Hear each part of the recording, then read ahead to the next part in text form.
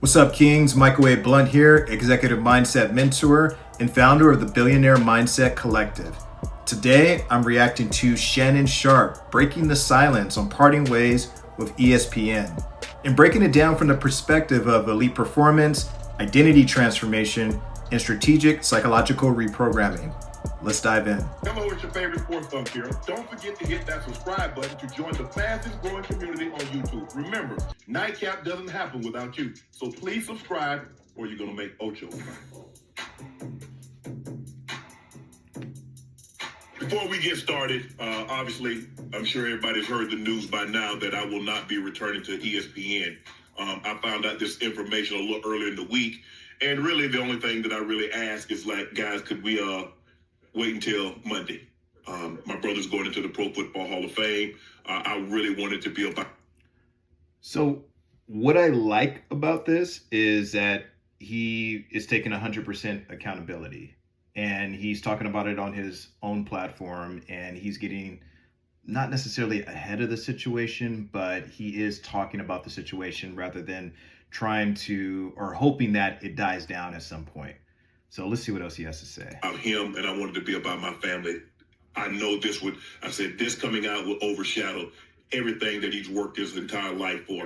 And unfortunately, it didn't happen that way. And so, as I told him, as I profusely apologized to him earlier today, he said, bro, stop apologizing. You don't have to apologize. I'm your big bro. I'm going to love you regardless. We all make mistakes. And he says, bro, I love you. So I'm done with this. You done with it too. Move on. And I really enjoyed my time at ESPN. It gave me an opportunity to bring my audience that saw me really just grow. They saw me, Lakers in 5, and they saw me say all these analogies that my grandparents gave me, and I was able to bring that to ESPN. So I'm very, very grateful for that. But I just wished, of all things, like I said, hey, they did what they felt they needed to do, and I'm at peace with that. But I just wish, guys, this thing could have waited until Monday, because I hate the fact that I'm overshadowing my brother, the first two brothers in the Pro Football Hall of Fame, and this is what the headline's going to be for the next couple of days. So, bro, again, I know you told me this. Listen, like I said, what I like is that he started off with taking 100% ownership and accountability. He apologized to his brother, which I don't feel like he really needed to apologize, but I do understand the sentiment of letting his brother know that I care about you. I wanted this to be about you. He had no control over the situation. What I didn't like about this was that he had no control over the situation. And this is what I mean. It's important for elite men to have their own brand platforms. It's okay if you want to work for a corporation. It's okay if you want to have sponsorships. It's okay if you want to have deals. It's okay if you want to have all of these connections and ties to other entities, but do understand that you lose a significant amount of control if you don't create your own environment, your own community, and your own platform. I believe with Club Shay Shay and Nightcap, I believe this is his own podcast and his own platform. So there's no one letting him go on these types of platforms. And I don't know if he has 100% ownership, but I believe that he has a significant amount of ownership that is going to allow him to continue making money and doing what he does, and giving him the autonomy and the sovereignty to be the person that he wants to be, regardless of any sponsorship deals that he might have. With ESPN is locked in with Disney. So that automatically tells you that there's going to be a clause and there's going to be a situation that anything that he does that they feel is going to be a liability or a risk is going to be an issue, and they will have probable cause to let him go, regardless of how he feels and what his wishes are. He's not that big of a deal to them. And I think that's what elite men need to understand, is you're not a big deal to these corporations that could just replace you and that are creating value in products and services, billions of dollars. You're just another cog in a chain. So in knowing that, what we need to do as men, as elite men, as high value men, is create our own platforms, stop being so reliant on these sponsorship deals, on these partnerships, on these corporations to fund our lives.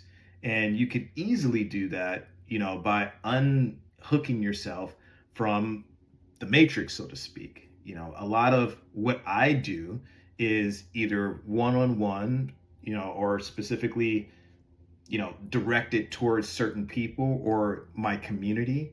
And if I got kicked off, let's say, my community is on school, for example, if I got kicked off of school or if I got kicked off Instagram or YouTube, it wouldn't hurt me financially. It would annoy me, and it would put me in a position where I need to figure out how to, expand my audience and continue talking to the masses. But I also have email platforms for that, where I'm continuously speaking to people through email. I'm speaking to people in person. I'm also, I have a big network that is very organic and bootstrapped. I never asked anyone to give me money in order to fund my business. So with that said, I feel completely unhooked from anyone that might have the say of when I'm on air and when I'm not on air. And I'm continuing to create that environment. I'm not completely, unhooked from, these type of things like the matrix, et cetera. Because if someone cut off my bank account, then, that would be really hard for me right now. So I am still trying to figure out how to do that. But thinking about these things and creating this reality where you can essentially be untouched and uncancelable is that even a word, uncancelable?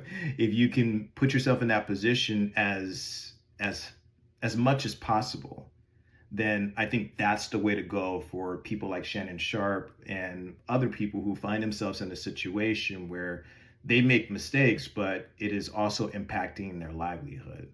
So let's see if he has anything else to say. I don't have to apologize, but I'm going to do it one final time tonight, and I won't apologize again. I'm sorry that I upstaged you in this manner. That was never my intent. You've been my hero. You've been my role model from as long as I can remember. And I apologize, and I thank all my fans for supporting me when I was at ESPN and every place that I've been, be it Club Shay Shay, Nightcap, Undisputed, ESPN. Thank you guys for your support. At the end of the day, that's his brother. And he made this not about himself. He made this, about his family and his fans and his brother. And I do appreciate that. I do appreciate him saying something to his brother, even though his brother's like, dude, this is totally fine. But this is something that needed to be said. And, when elite men make these decisions with all the options that they have, when kings have all of these options, they need to make sure that the options that they're choosing that are coming to them, because when you get to this level, you start attracting things rather than forcing and trying to, figure them out and trying to make them happen. These options start coming to you, and life is on easy mode. If life is on easy mode and you start attracting these things, you can start to get a little bit lazy about your standards and filtering the things that actually come into your reality and the things that you're choosing because they're so plentiful. So, what Shannon Sharpe needs to do in this situation from an identity perspective is increasing his self-worth. Once he increases his self-worth and it matches with his net worth, then I think he'll make much better decisions, and he'll put himself in a situation where this will never happen again, and he will be more powerful and more impactful on air than he's ever been before. Okay, YouTube, that is my reaction to Shannon Sharpe's removal from ESPN. I've said it once and I'll say it again. Elite men should always create their own brand platform. They should become the golden goose rather than the golden egg. They should create something for themselves where they would be impervious to cancellation, to negativity, to any toxicity, to anyone trying to attack them. They should be able to withstand the test of time by creating their own. But let me know what you think in the comments. Do you agree? Do you not agree? Leave a comment below. Let's talk. And until next time, I'll see you in the next reaction.